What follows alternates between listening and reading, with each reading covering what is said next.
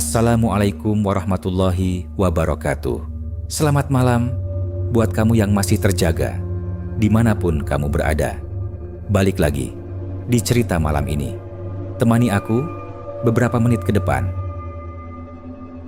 Dari dulu, orang tuaku selalu bilang, kalau ada suatu tempat di rumah yang sebaiknya tidak diganggu. Dan aku baru paham setelah mengalaminya sendiri.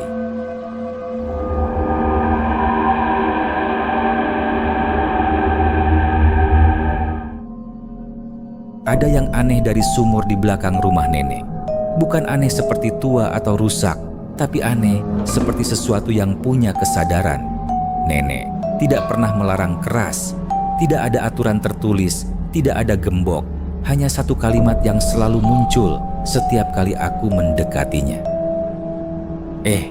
Jangan lama-lama di situ. Diucapkan pelan, nyaris seperti mengingatkan diri sendiri. Suatu sore, nenek pergi ke warung.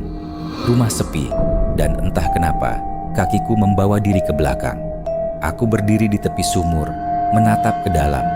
Gelap, total. Dingin naik dari bawah seperti napas. Aku berbisik tanpa pikir, dalam banget. Dan sumur itu menjawab, "Nak." Bukan gema, bukan angin. Suara itu naik dari bawah, pelan, basah, seperti diucapkan seseorang yang bibirnya setengah terendam air.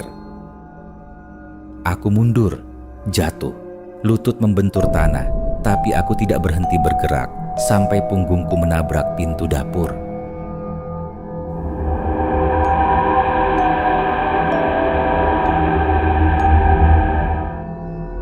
Malam itu aku cerita ke nenek. Beliau berhenti mengaduk teh, lalu duduk di depanku dengan ekspresi yang tidak kukenali. Bukan takut, lebih seperti menyesal. Kalau suara itu manggil lagi, katanya, jangan dijawab, jangan bahkan menoleh. Kenapa, Nek? Nenek menggeleng, tapi matanya menjawab sesuatu yang bibirnya tidak mau ucapkan. 3 malam kemudian aku terbangun pukul 2.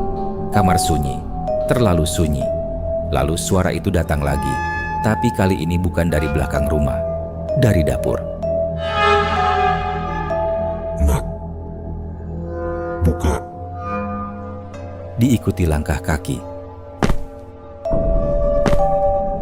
Pelan sekali, seperti seseorang yang tidak ingin mengagetkan, berhenti tepat di depan pintu kamarku. Lalu, suara nenek berkata, "Buka pintunya." Tanganku sudah hampir menyentuh gagang pintu saat aku ingat. Nenek tidur di kamar ujung, dan suara ini tidak tepat seperti suaranya. Mirip, tapi ada sesuatu yang sedikit salah, seperti kaset yang diputar terlalu lambat. Aku menarik tangan. Diam. Beberapa detik berlalu, lalu suara itu berubah, lebih dalam, lebih berat, kehilangan kepura-puraannya. "Buka." Langkah itu menjauh, kembali ke arah dapur, kembali ke arah sumur.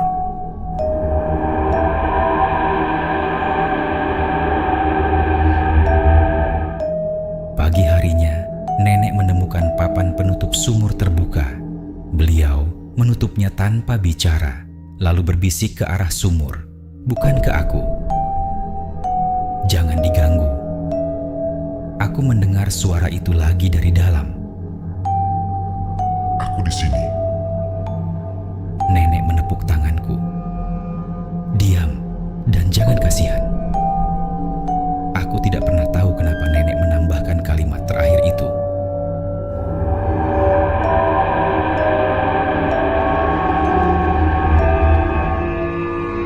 Bertahun-tahun berlalu, nenek pergi.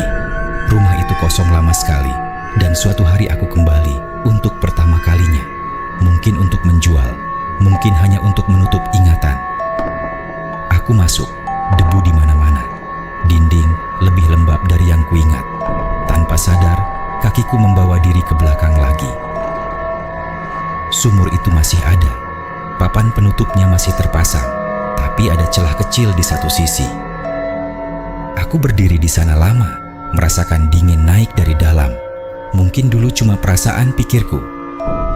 Aku mendekat, membungkuk, menatap ke dalam kegelapan, dan berbisik, "Masih ada." Sunyi, lama sekali. Aku hampir berdiri tegak lagi. Saat suara itu muncul, tidak dari dalam, tapi dari tepat di sebelah telingaku. Dari dulu, aku nunggu kamu. Aku membeku. Perlahan, sangat perlahan, aku menoleh. Tidak ada siapa-siapa. Aku kembali menatap ke dalam sumur, dan kali ini aku melihatnya. Wajah di bawah sana, jauh di dalam kegelapan, menatap ke atas, tersenyum, bukan seperti senyum manusia, terlalu lebar, terlalu lama, dan matanya tidak berkedip sama sekali selama aku menatapnya. Aku tidak ingat bagaimana aku keluar dari rumah itu. Yang aku ingat hanya satu. Saat aku berlari melewati dapur, aku menoleh sebentar ke arah sumur dari jendela. Papan penutupnya sudah terbuka sepenuhnya.